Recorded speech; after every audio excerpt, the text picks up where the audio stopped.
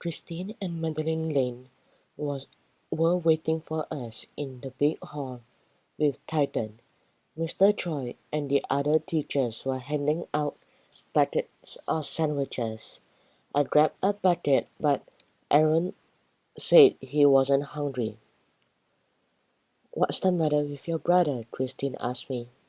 "He said the camp is haunted," I told her, munching into a delicious chicken sandwich. "I did not," Aaron snorted. Madeline looked at him with wide eyes. I got all shivery too. "There's something weird about this place." Christine elbowed her. "My younger sister is always on about ghosts and spirits and being watched," she laughed.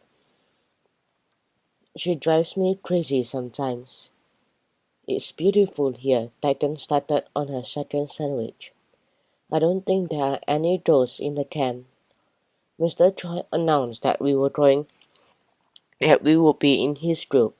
He blew a whistle and everyone formed up. "You all have to stay in your groups and keep to the main paths in the jungle," he said. "Nobody is allowed to go wandering off the path. Is that clear?" "Yes, Mr. Choi," we all promised. As we set off, the camp staff handed out bottles of drinking water. At first, Mr. Choi led the way along a broad path through smaller trees and tangled vegetation. Colorful flowers poked through the mass of green leaves. Once or twice jungle birds dipped down from the top branches, then flew off squawking. The buzz of insects were everywhere. Even the grass seemed alive. It rustled and shook whenever an unseen creature darted away at our approach. "Do they have snakes here?" asked Madeline, hearing something crash through the grass. "Of course," Christine grinned. "That's why Mr. Choi told us to stay on the path."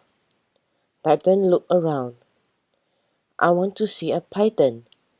Aaron jumped. "I don't." Keep up, called Mr. Choi from the front of the group. Soon we had entered a different part of the jungle. It was dark and shadowy. Tall trees blocked out the sunlight. Thick vines snaked around their trunks and drooped from their branches. You could hear water dripping from leaves. The air was damp and sickly sweet from rotting vegetation. "Wow," Christine pointed.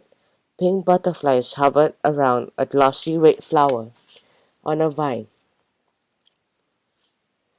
As we drew closer, they fluttered into the deep shadows. "Butterflies are for those," Aaron grumbled. Mr. Choi had stopped and was showing us the different types of trees.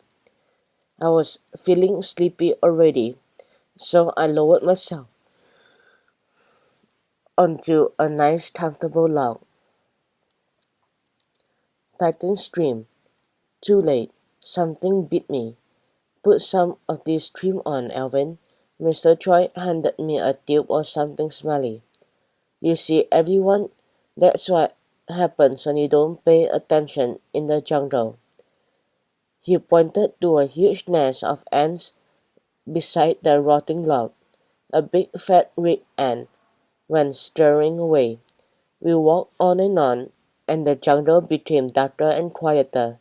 At last we reached a clearing, and Mr. Choi said we could stop for a while. The rest of the group was talking to him while we were on the other side. Suddenly Aaron stiffened. "There it is again," he whispered. Christine frowned. "What?" "We are being watched," he said in a funny strong voice. Madeline looked around. "But where are they?" she wondered. "Nobody's watching us," I snapped. "Not even a python," giggled Titan. Madeline held up a hand. "Listen," she pleaded. "There is someone there. You can hear them breathing." We stood still.